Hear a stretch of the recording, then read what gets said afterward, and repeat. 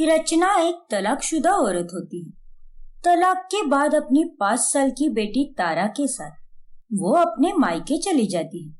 उसके बड़े भाई तपीश की हाल ही में शादी हुई होती है। एक दिन मायके में उसकी बड़ी भाभी निधि उससे पूछती है, रचना, तुम्हारा तलाक किस कारण हुआ है? मतलब मुझे इतना विस्तार से नहीं पता। मैं नई नवेली आई हूं ना घर पर, इसीलिए। निधि भाभी, वो दरअसल मेरा पति विनीत एक शराबी आदमी है और हाल ही में वो बहुत ही ज्यादा शराब पीने लगा है और कुछ काम धाम भी नहीं करता। इसीलिए ऐसे आदमी के साथ रहने से अच्छा अलग रहना ही सही है। अच्छा, तो ये माजरा है क्या? लेकिन तुम्हारा भाई भी तो शराब पीता है। हाँ भाभी, लेकिन भैया लिमिट में पीते हैं। लाइफ में हर एक चीज की एक लिमिट होती है, उसे पार नहीं करना चाहिए। ये बात भी तुमने सही कही रचना। फिर एक दिन रचना अपने भैया के पास जाकर कहती है, तपीश भैया, तारा की स्कूल की फीस भरने के लिए मुझे 1 लाख रुपए चाहिए थे। आप कब तक दोगे? क्या कहा? 1 लाख रुपए? हाँ भाभी, एक्चुअली तारा एक बहुत ही क्लासी और पॉश स्कूल में जाती है, इसीलिए उसकी इतनी फीस है। बाप रे! लेकिन छोटी, हम तारा की स्कूल चेंज नहीं कर सकते क्या?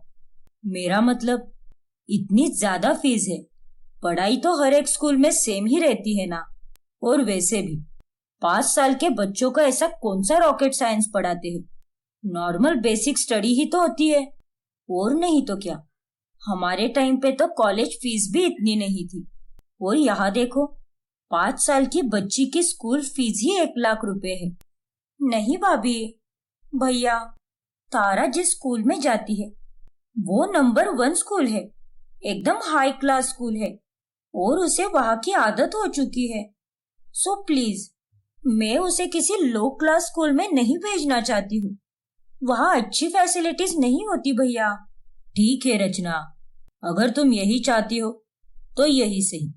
अभी मेरे पास इतने पैसे तो नहीं है, लेकिन मैं पैसों का बंदोबस्त करता हूँ और अगर कुछ हो ही नहीं पाया तो मैं अपनी एफडीज तुड़वा दूंगा। तुम चिंता मत करो। ठीक है भैया, थैंक यू। इतना कहकर रचना वहां से चली जाती है। उसके जाने के बाद, ये सब क्या है तपीश? हाई क्लास और लो क्लास क्या होता है? पढ़ाई तो पढ़ाई होती है ना। तुम अपनी बहन को कुछ ज्यादा ही सर पर चढ़ा रहे हो। आज को 1 लाख है, कल को उसकी फीस और भी ज्यादा बढ़ जाएगी। तुम इतने पैसों का बोझ झेल पाओगे? कब तक संभालोगे उसे तुम? अब जाने दो ना निधि, मैंने छोटी को बोल दिया है, मैं हैंडल कर लूंगा सब। तुम चिंता मत करो।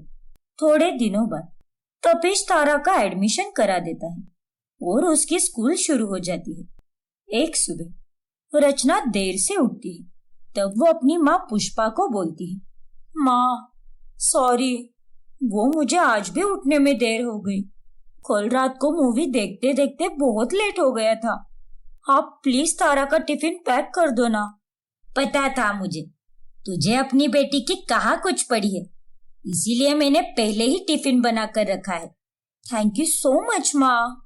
वैकेशंस के बाद अभी अभी तारा की स्कूल शुरू हुई है ना, इसीलिए मैं उठ ही नहीं पाई। हाँ, अरे इस बुढ़ापे की उम्र में अपने बच्चों के साथ साथ उनके बच्चों को भी देखो। अरे तू कब जिम्मेदारी लेगी अपने हाथ में? सॉरी माँ, मैं आइंदा से आपको शिकायत का मौका बिल्कुल नहीं दूंगी। रचना अपने मायके में सिर्फ आराम फरमाती है और कुछ काम धाम भी नहीं करती। एक दिन उसकी माँ आकर उसे कहती है, अरे ये तो क्या दिन रात बस आराम ही करती रहती है। तेरी भाभी अकेले ही सारा काम करती है। अभी तो तारा स्कूल गई है ना, इस समय में थोड़ा काम तो कर ले। अपनी भाभी का हाथ ही बटा लिया कर। आई नो माँ, लेकिन मेरे दोनों पैर बहुत दर्द कर रहे हैं, पता नहीं क्यों। अरे लेकिन तू यूं ही दिन भर रूम में पड़ी रहती है। पहले मैं अकेली थी तो इतना कुछ नहीं लगता था, लेकिन अब घर में तेरी भाभी भी है, ये सब शोभा देता है क्या? अरे माँ, अभी आप शुरू मत हो जाओ। आप जाओ, मैं कल से पक्का आती हूँ और काम में भी हाथ बटाती हूँ, फिर पुष्पा निधि के पास आती है। क्या हुआ माँ जी? आप तो रचना को बुलाने गई थी ना? तपीश कह रहे थे वो मोमोज बहुत अच्छा बनाती है। अरे निधि बहू, वो दरअसल उसके पैर में बहुत दर्द हो रहा है, इसीलिए वो कह रही थी कि वो मदद करने कल से आएगी। अरे माँ जी, क्या आप भी? 2 महीनों से रचना एक ही घिसा पिटा डायलॉग बोले जा रही है। आप भी ना अपना वक्त उसके पीछे जाया करती रहती है। अगर उसे मदद करने आना होता तो वो कब की आ जाती। 2 महीनों से एक ही टेप चला रखा है बस। फिर एक दिन रचना तपीश से कुछ पैसे मांगती है। भैया, मुझे कुछ पैसे चाहिए थे, वो दोस्तों के साथ बाहर घूमने जाना है ना, इसीलिए। अच्छा ठीक है छोटी, लेकिन ये तो बताओ तुम वापस कब तक आओगे?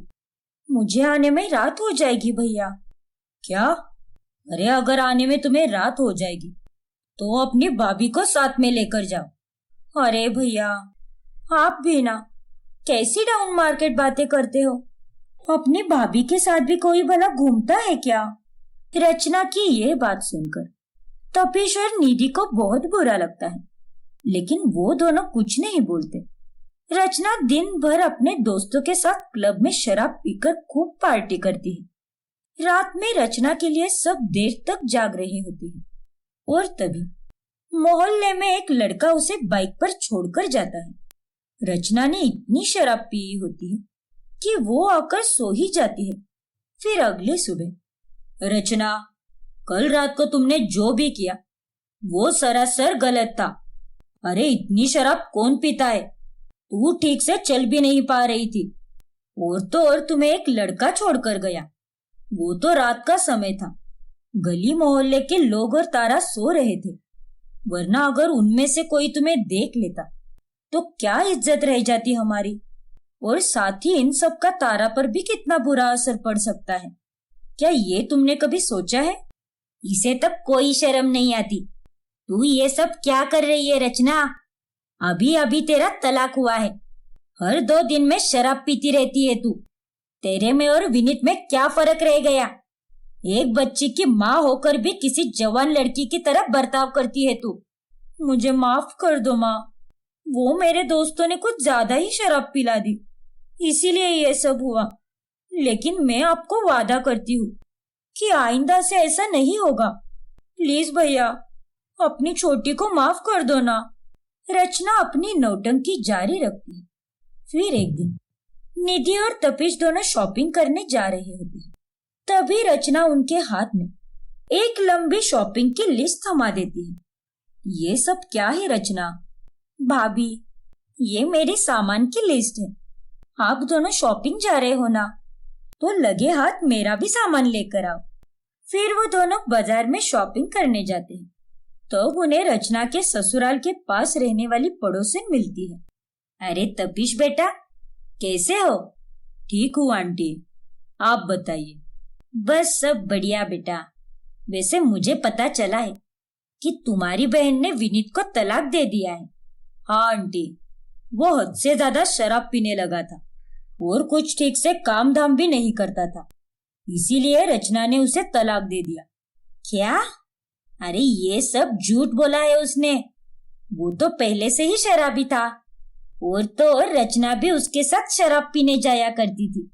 लेकिन जैसे ही वो जुए में पैसे हारने लगा, तब रचना ने उससे झगड़े करने शुरू कर दिए। वो कंगाल हो गया था, इसीलिए रचना ने उसे तलाक दे दिया, और कुछ नहीं। क्या?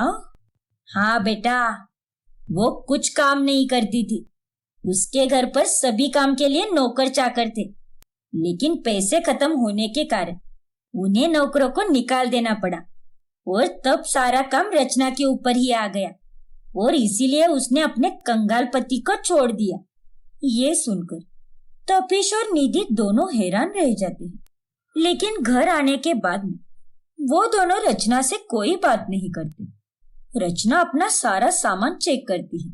तभी, ओफो भाभी, ये कौन सा सड़ा हुआ शैम्पू उठा लाया है आपने?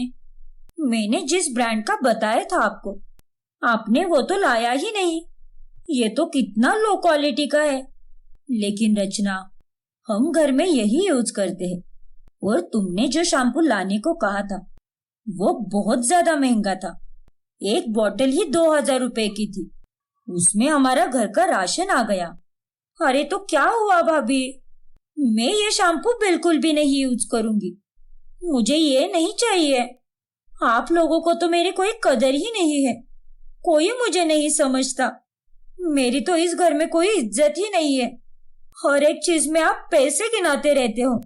इतना नहीं करना था, उतना नहीं करना था, ऐसा मत करना, वैसा मत करना। हमारे घर में पहले तो ऐसा नहीं होता था ना भैया। रचना की नौटंकी देख सभी गुस्सा हो जाते हैं। बस, बहुत हुआ तुम्हारा छोटी। पहले की बात अलग थी, क्योंकि पहले तो तुम ऐसी थी ही नहीं। तुम्हारे इतने रईस शौक भी नहीं थे। घर में जो आता था वो खुशी खुशी इस्तेमाल करती थी तुम। घर में कोई पैसों का पेड़ नहीं लगा है। अगर तेरे खर्चे इतने ही महंगे हैं तो तू खुद कमा और पूरे कर अपने खर्चे। तुझे मैंने तेरे पिता के ना होने के बाद भी कमा कर मेहनत करके पढ़ाया लिखाया, और तू उसके बदले क्या कर रही है? और सबसे बड़ी बात, तुमने हम सबसे झूठ बोला है कि विनीत ऐसा है, विनीत वैसा है। बल्कि खोट तो तुम में ही है। अभी बाजार में हमें तुम्हारी पड़ोसन मिली थी। उन्होंने हमें सब कुछ बताया है कि कैसे असली खोट तुम में ही है। तुम्हें बिना मेहनत किए पैसे चाहिए, बस, और कुछ नहीं। क्या? ये सब झूठ है। वो पड़ोसन झूठ कह रही है। मैं ऐसी हुई ही नहीं। मेरा यकीन कीजिए आप लोग। मैंने वो कंगाल हो गया इस कारण तलाक नहीं दिया विनीत को। ठीक है, अगर ऐसा कुछ भी नहीं है तो तुम भी कमाया करो घर के काम में, और घर के खर्चों में अपना हाथ बटाया करो ना। 2 महीनों से बस बोली बच्चन ही देती जा रही हो। हाँ निधि, तुमने बिल्कुल सही कहा। देख रचना, अगर तुझे इस घर में रहना है तो सही तरह से रहना होगा, समझी तू? ठीक है माँ। रचना पूरी तरह से फंस जाती है और उसे ना चाहते हुए भी जॉब करके पैसे कमाने पड़ते हैं, और घर के खर्चों में और काम में सबका हाथ बटाना पड़ता है। दिशा एक पतली और सुंदर लड़की होती है। एक दिन उसे देखने के लिए लड़के वाले आते हैं। लड़का वीरेन अपनी माँ कुंती के साथ आया होता है। राजेश जी, विमला बहन, हमें आपकी बेटी बहुत अच्छी लगी। आपकी बेटी और मेरे बेटे की जोड़ी खूब जचेगी। जी, ये बात तो है। थोड़ी सी पतली है, लेकिन कोई बात नहीं। आजकल के जमाने में जहाँ हर लड़की खा खा कर मोटी होती जा रही है, उनकी तुलना में तो दिशा एकदम परफेक्ट है। जी कुंती जी। और रही बात मोटे होने की, तो ससुराल आने के बाद तो हम इसे खिला पिला कर मोटा बना ही देंगे। वीरेन और दिशा का रिश्ता पक्का होता है, और कुछ दिनों बाद शुभ मुहूर्त देखकर उनकी शादी भी होती है। शादी के बाद 2 महीने बीत जाते हैं।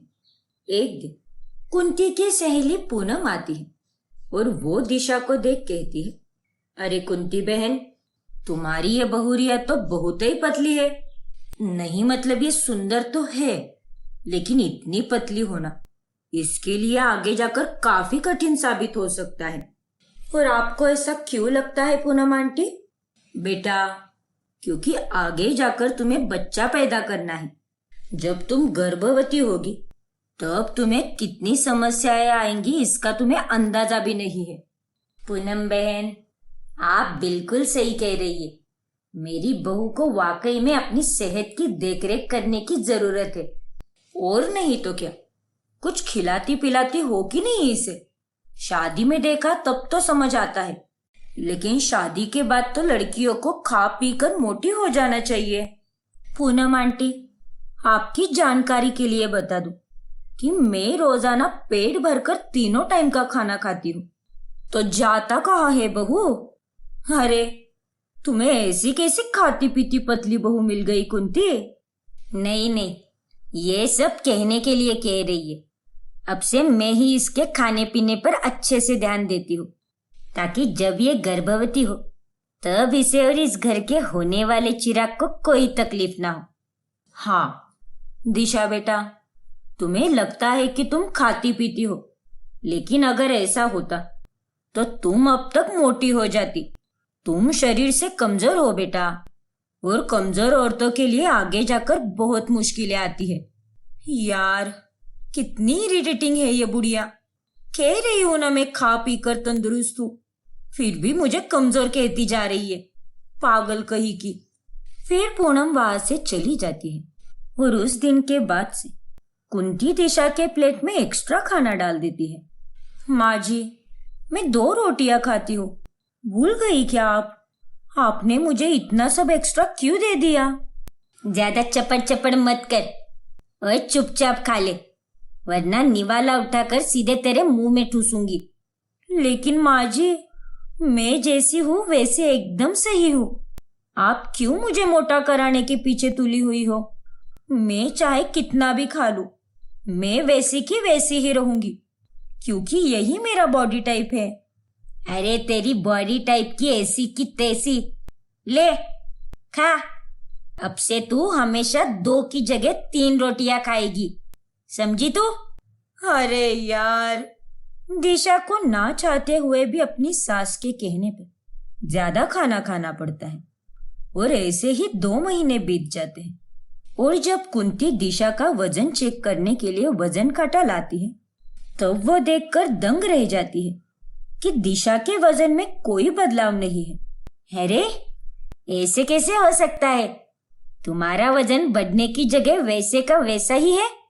देखा, मैंने कहा था ना आपको माँ, चाहे मैं कितना भी खा पी लूं, लेकिन मेरे वजन ने कभी ना बढ़ने की कसम खा रखी है।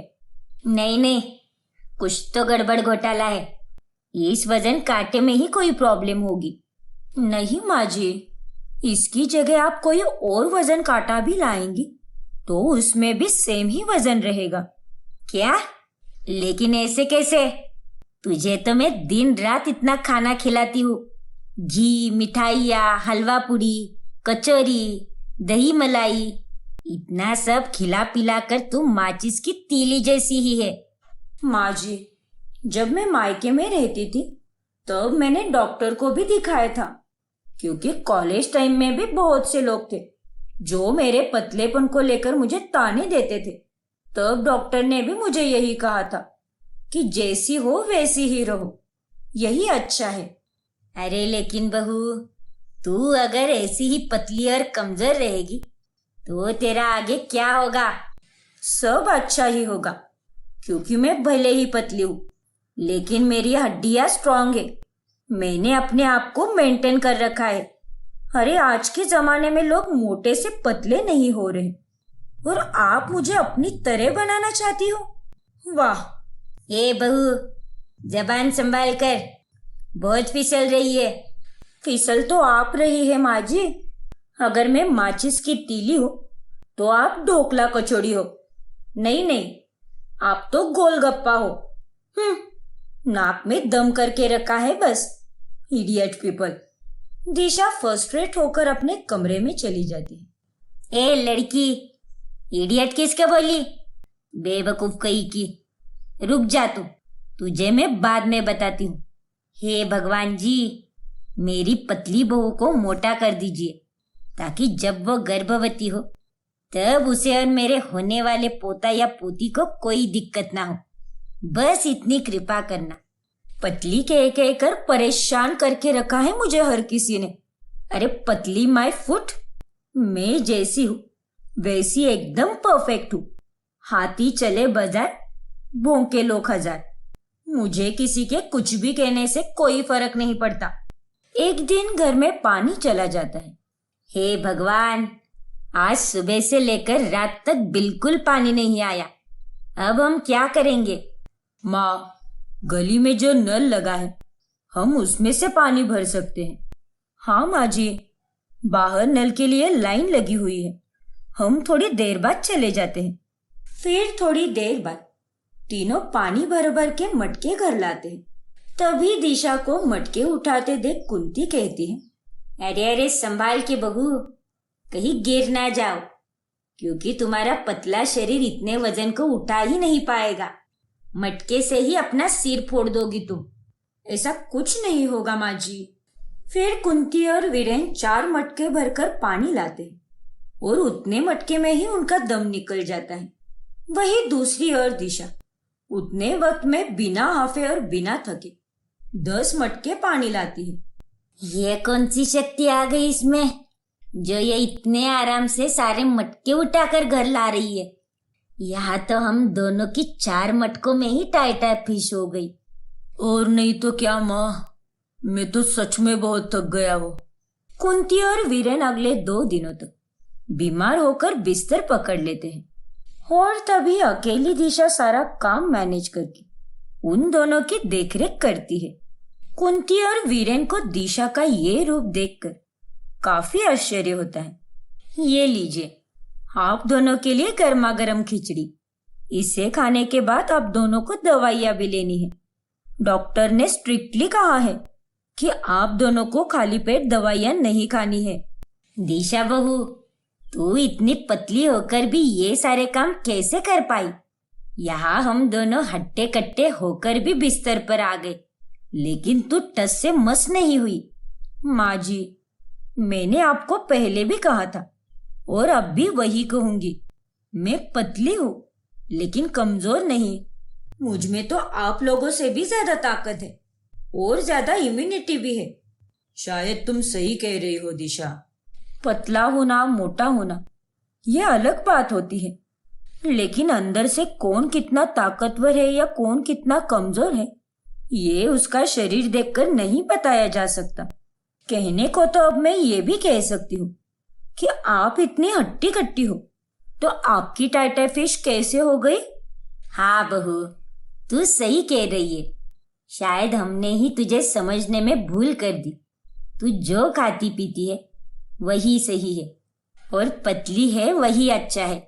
ऐसे ही रहना बहू। कुंती अब पूरी तरह निश्चिंत हो जाती है और वो अपनी खाती पीती पतली बहू को उसके हाल पर छोड़कर उसे अपनी जिंदगी जीने देती है।